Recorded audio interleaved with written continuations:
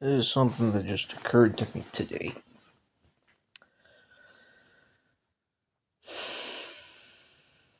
So, Savan Bomar from Understanding on YouTube talks about the archons, right? And how the archons are actually the organs of the body.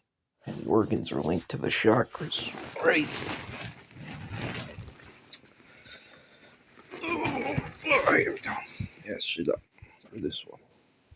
Lotus position, because it's important. So the archons are the organs are the chakras. The chakra system is what binds us to this reality, or it's like a vehicle, and the vehicle binds us to the reality. It can be used to maybe transport you to other realities and do other various magical, mystical things. And people like Ramana Maharshi and those from that school of awareness talk about the inner guru, right? And so the whole premise is that everything you have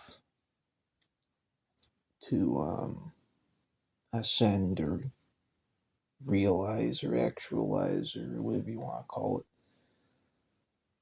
it is within you. There's the inner guru, and a lot of that practice is involved around your inner work and following this inner guru, right? And so love is based on sensation, the sensory perception of the world, which is your boundary, your means of interacting with the world, right? You sense all these things, and through the senses, you can develop your focus. And when you focus on something, the energy flows to it, right? I bet you've heard this one before. Where attention goes, energy flows. And so they talk about the desires and overcoming the desires. And how would you overcome a desire? It seems like you overcome it and then it comes back, and you overcome it and then it comes back, and then you backslide, you fall into certain things and habits and what have you. But I think maybe a secret of it is to view the and this is part of attachment and non-attachment. Aversion, they talk about aversion and attachment, overcoming both of them. And so to get to the point, like take something like fear, as basic as fear. um, Instead of running away from the fear, if you focus on the fear and you see where it's coming from, you're putting your attention, and this isn't to feed the fear, it's more like uh, witnessing, they would say, witnessing the fear, letting it wash over you, and then having it be transmuted into something higher, like love or compassion or something. But let's say you have fear, is related in its most basic form to survivalism, right? Your survival mechanism, your need to feel safe and secure.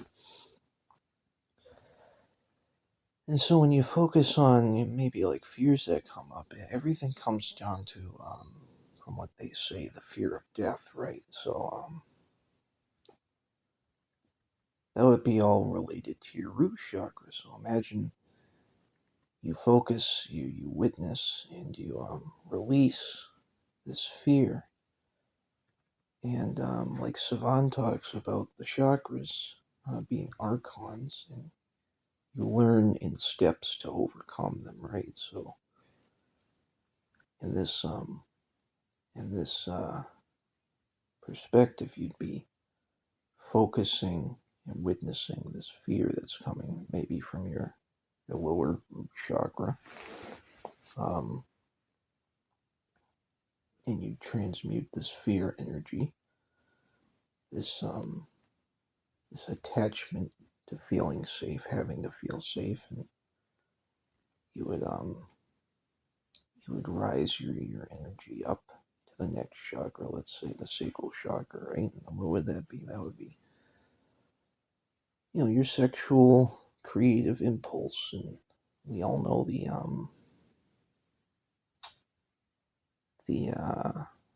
lower version of that, right? Which is lower and higher. It's just doesn't mean good and bad. It just means um like steps, like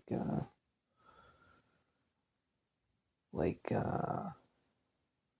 in music, like octaves or whatever. So let's take the sacral chakra. You get, you know, horny, you get a little frisky, and you focus your attention on that, you witness that, and when that goes away, or when you transmute it, however you choose to transmute it, there's many different ways, but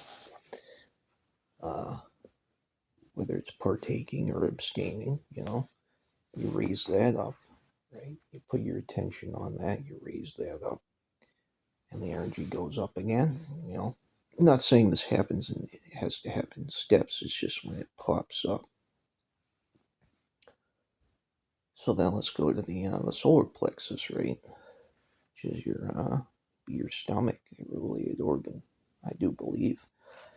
And what you got for that? You got hunger. And in terms of like detoxing and stuff, fasting is when you get hungry and you don't eat food. You may drink certain things that facilitate the detox process. Um, but yeah, so you focus on that. You move through the feeling, and I do say it feels good when you fast, and you get through that feeling, and you feel, oh, I feel good, I feel peaceful, I feel calm. I don't feel like I need to eat, you know. So you focus on that, you witness it, you transmute it, and then it raises up, continually raise up your energy to higher states. You go to the heart, right? And the heart chakra, and what would the heart chakra be, right? I've already said everything is being projected from the heart chakra. I do believe that is true. So, and the heart is associated with love, right? Agape, and what is the other one? There's agape, and then there's the more personal. Oh, I need this person or whatever. So you focus on that. You realize that all you need really is yourself. That's all you really have at the end of the day, because we are all one. And maybe that opens your heart up, and then maybe the energy rises again, rises to your throat chakra. You focus on your throat chakra, and you can talk, and you're not afraid of talking. There's the fear of expressing yourself and being seen. So you focus on that, and then you witness that, and it raises up. And all these are tied into fear and love. And so at the end of the day, it's if you focus on working through your fear, it's kind of the key to all of these things, all of these little steps. So your third eye, what would your third eye be? Well, seeing. A lot of people are concerned with opening the third eye until they open it, and they realize, oh wow, I'm seeing all these things I know. And some of these things, they might not be too pleasant for your mind. right? For your mind. It might not be so easy to digest these things. To know the truth, and that would be what your crown chakra. You witness all of that. You witness the mental energies, realizations, and then it raises up to your crown chakra. And we're just going with the the basic chakras. So you're not talking about the Earth Star or Cosmic or whatever other chakras there are. But this is just for your Kundalini system, I guess you could say. So you witness all that in your third eye, and then you raise it up, right? And you get to your crown chakra. And from my understanding, the crown chakra is where you connect with the divine, and you get that sort of cosmic experience, right? And so it's like it's taking you through all these lessons, and the final result is this, I guess, state of awareness. Um, you have this knowing of being connected with everything, with the cosmic intelligence, or whatever that you want to call it, God or spirit, whatever. But the interesting thing is, right, going back to Ramana Maharshi and that um, school of thought, you could call it, which is actually a school of no thought, or a school of impermanence, is that if you just focus on the consciousness, you look at the seeing. And this is how I had my uh, dissolution experience, this dissolving of what was my identity. No drugs, just completely in the moment, continually asking, who am I? For a very long time, focusing inward. But sometimes it's not just inward. Sometimes you can focus outward too. And you realize the inward is the outward is the inward. Um,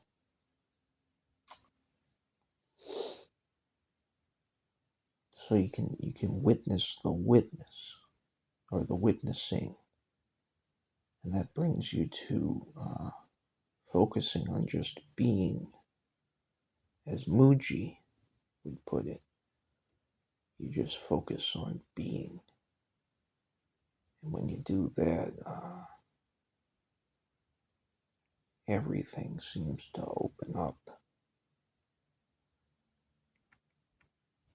Um, Almost like the trick of the chakras is just that it's like a trick, like like there are no chakras, like it's just being, it's just beingness.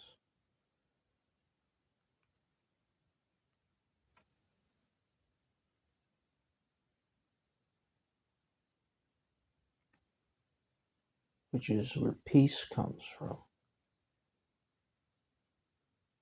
Just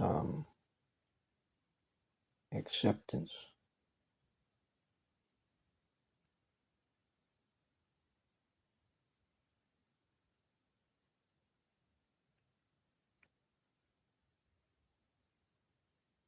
And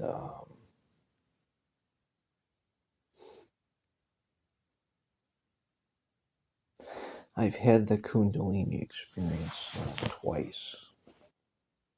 I didn't go full, didn't go all the way, let's just say. I didn't start seeing, fucking like you do in It's like a psychedelic trip or something, but I felt it. It was definitely real. Or definitely felt real. I felt the laser beam up my spine twice. And what stopped it going up further was fear. In the end, I was afraid of what was going to happen, so it didn't go all the way. But oh man, it was like a fucking laser beam, dude. But the thing is, this other experience I had was no Kundalini. Like I said, it was like a dissolving. And I went into this white place.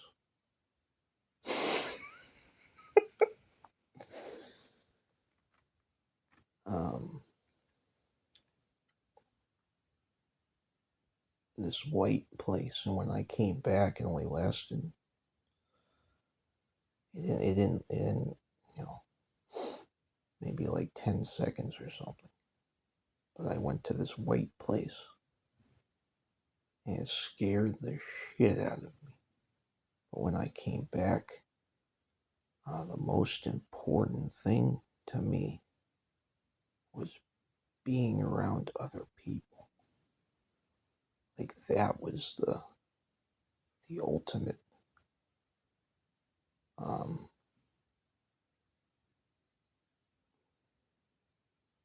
I just wanted to be with other people. Didn't matter who they were.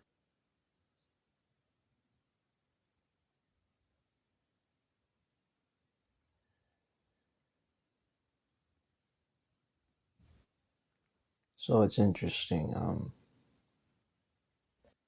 It's almost like the spirituality that most people are getting into nowadays. And Ramana talks about this, I think.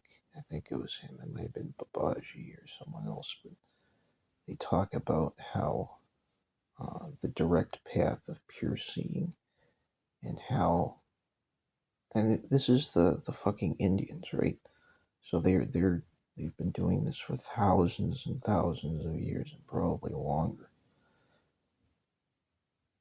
And so these Indians are talking about how the other, and this isn't a racial thing, so don't get that twisted, right, as they would say. But they were talking about the other Indian, they just don't get it.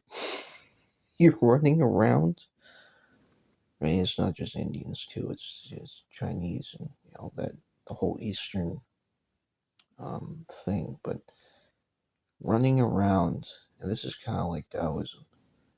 Everyone's running around looking for this experience. But if you can't develop the pure seeing, what does it matter? What does it matter if you have all the power in the world if you don't have the truth? If you don't have the truth, what does it matter if you can see all these things? If you can have all these experiences, it's like a drug. They talk about that. Like it's a spirit, they call it a spiritual high. Like it's a drug.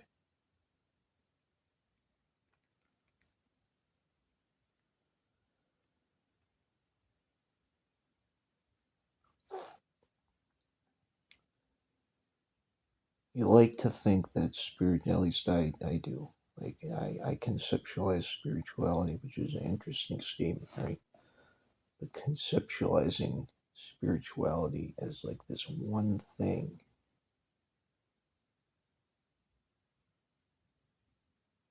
but it's not. There's so many different aspects to it. But then there's the path of pure seeing, the direct path, which is probably the scariest path to the egoic mind. Because what happens in the end? Does it just dissolve? But then they say if you have no ego, how are you here? But then there's spiritual masters that are here, that have been here, that appear here. So they say. I don't know. I guess it's a mystery. But that's just my thoughts on that.